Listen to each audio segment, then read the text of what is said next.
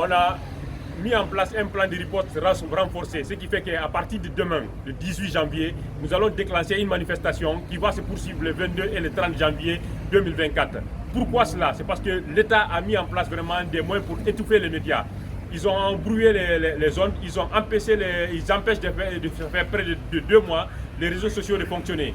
Les réseaux sociaux ne fonctionnent pas tout normalement et du coup ça a un impact non seulement sur les citoyens mais aussi sur les entreprises de presse en République de Guinée. Ce qui fait que nous avons lancé un appel citoyen à toutes les personnes qui sont concernées par le brouillage des zones, par cette violation, par cet empêchement des médias à fonctionner normalement, par les restrictions des réseaux sociaux, à sortir massivement dans les différents carrefours des 5 communes de Conakry pour protester, demander à l'État, demander au gouvernement d'arrêter le brouillage des zones, mais aussi d'arrêter les restrictions au niveau des réseaux sociaux. Ça, c'est cette première action du plan de riposte renforcé qu'on a mis en place. Ça, c'est le 18.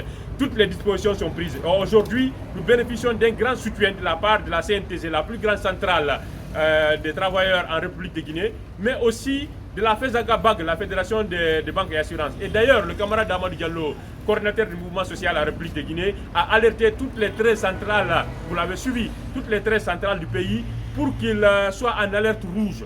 Et aussi le FNDC a manifesté son soutien au SPPG. Ils sont allés manifester clairement et ouvertement leur soutien à la manifestation du 18, du 22 et 30 sur l'ensemble de Conakry. Mais aussi des structures comme la MAO, comme les structures estudiantines et d'autres organisations de défense des droits de l'homme que je n'ai pas citées ici, qui sont dans la danse et qui sont prêtes à manifester le 18, le 22 et le 30 afin d'exiger au gouvernement d'arrêter le brouillage des ondes, d'arrêter les restrictions sur les réseaux sociaux. Ça a été très bien mûri, c'est une décision stratégique très importante parce qu'avant le SPPG organisait des manifestations, inviter seulement les journalistes, les techniciens et parfois les patrons de presse. Mais cette fois-ci, on est allé au-delà parce que ce n'est pas les patrons de presse qui sont concernés directement ici. Ce n'est pas l'État à travers les entreprises de presse.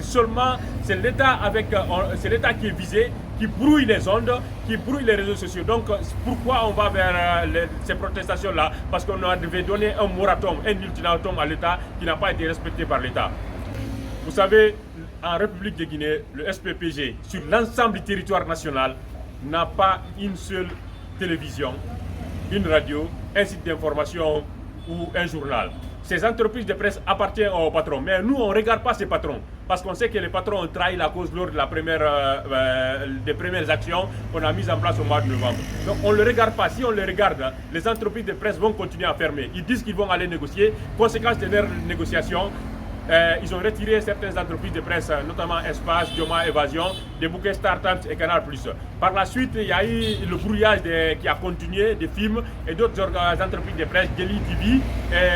Mosaïque récemment, on nous fait comprendre aussi qu'il est victime de brouillage. Donc ce sont des pratiques rétrogrades qui continuent.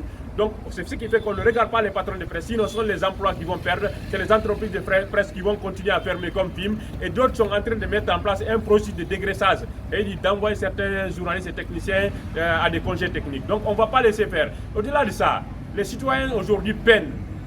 Même les diplomates, les autres entreprises, ceux qui font du marketing en ligne, ceux qui font des formations à distance, tout le monde est confronté à ce problème des réseaux sociaux. Il faudrait vraiment un leadership, et ce leadership-là, il est piloté aujourd'hui par le SPPG et nous irons jusqu'au bout.